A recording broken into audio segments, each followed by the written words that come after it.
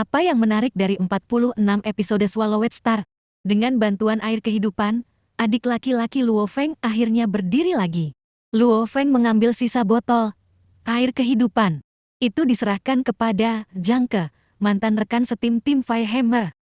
Setelah melakukan semua ini, Luo Feng akhirnya punya waktu untuk bertemu Susin.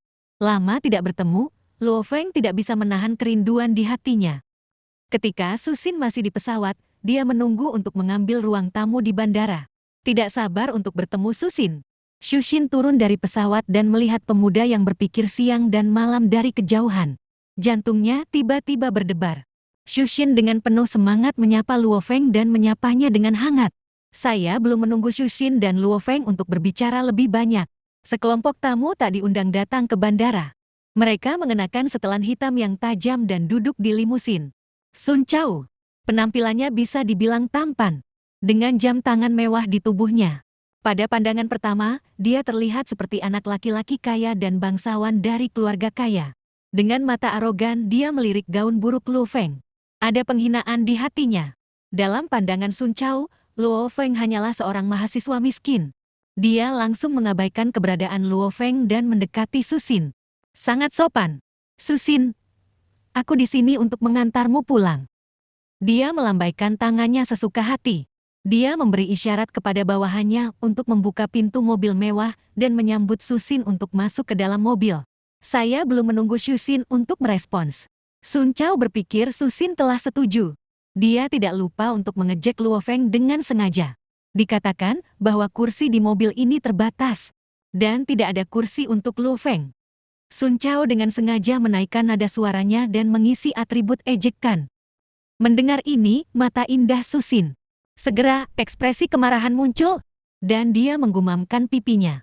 Dengan tegas menolak Sun Chao. Dia benar-benar marah kali ini, Sun Chao biasanya menempel padanya seperti permen. Susin sudah bosan, tapi mengejek dan menertawakan Luo Feng adalah sumber kemarahan Susin. Melihat penampilan marah Susin, Sun Chao tercengang. Dia tidak bisa mengerti mengapa Susin akan maju untuk anak laki-laki yang malang. Setelah beberapa saat, hati yang tercengang berubah menjadi kecemburuan dan kemarahan. Sun Chao mengepalkan tinjunya erat-erat. Tubuhnya sedikit gemetar karena marah. Mata marah melintas dengan dingin. Dia menyalahkan semua kesalahan pada Luo Feng. Dan dia ingin membuat bocah malang di depannya membayar harganya. Luo Feng tersenyum malu ketika dia melihat Susin keluar untuknya. Segera, dia menatap Susin dengan wajah lembut. Dan berkata dengan lembut, "Bagaimana kalau kita naik jet tempur pintar?" Susin tidak tahu bahwa Luo Feng telah membeli petarung cerdas paling canggih. Tidak merespon untuk sementara waktu. Setelah hanya beberapa napas, ada raungan keras di langit. Aura kuat dari petarung itu membuat Sun Chao yang baru saja akan memulai. Lamban di tempat. Dia menatap tidak percaya pada pesawat tempur di langit. Petarung cerdas tingkat raja, dan dia hanya mendengarnya dari ayahnya. Tapi tidak pernah melihat. Pesawat seperti itu bernilai lebih dari 200 miliar. Lebih banyak aset daripada seluruh keluarga Sun Chao.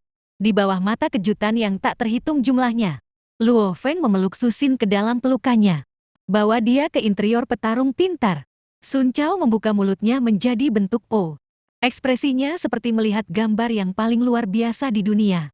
Bagaimanapun, dia tidak bisa mengasosiasikan petarung ini dengan bocah malang di depannya. Pada saat ini, saudara Susin, Sugang terlambat dan tiba di bandara. Melihat Luo Feng dan Susin bersama, Sugang sangat gembira. Jika Susin dapat mencapai hasil positif dengan Luo Feng, itu akan sangat bermanfaat bagi keluarga Su. Saya kebetulan melihat teman lama yang lamban Sun Chao. Sugang memperkenalkan saudara iparnya yang luar biasa dengan wajah bangga. Dan menyebutkan prestasi Luo Feng. Luo Feng adalah dewa perang yang tak terkalahkan. Luo Feng adalah pengawas kota Jiangnan. Mendengar perbuatan Luo Feng, Sun Chao seperti disambar petir. Pada saat ini, kakinya mulai gemetar. Dimusnahkan oleh ketakutan besar. Jika dia benar-benar melakukan sesuatu pada Luo Feng barusan, aku khawatir dia akan menyebabkan seluruh keluarga Sun binasa. Luo Feng secara alami tidak akan peduli dengan provokasi Sun Chao. Pada saat ini, semua pikirannya tertuju pada Susin. Ini adalah pertama kalinya dia memeluk Susin. Merasakan pinggang Susin yang lembut dan tanpa tulang. Mencium aroma rusa kesturi. Luo Feng merasa jantungnya berdebar kencang. Mengendalikan tubuhnya, dia menundukkan kepalanya dan mencium bibir merah Su Xingxiang. Xu Xin tidak menyangka Luo Feng begitu aktif dan terkejut. Suasana ambigu membuatnya sedikit linglung. Ciuman pertamanya hilang seperti ini. Setelah beberapa saat, Luo Feng dengan enggan membuka bibir lembut Su Xin. Dia melihat dengan penuh kasih sayang pada wajah halus di lengannya.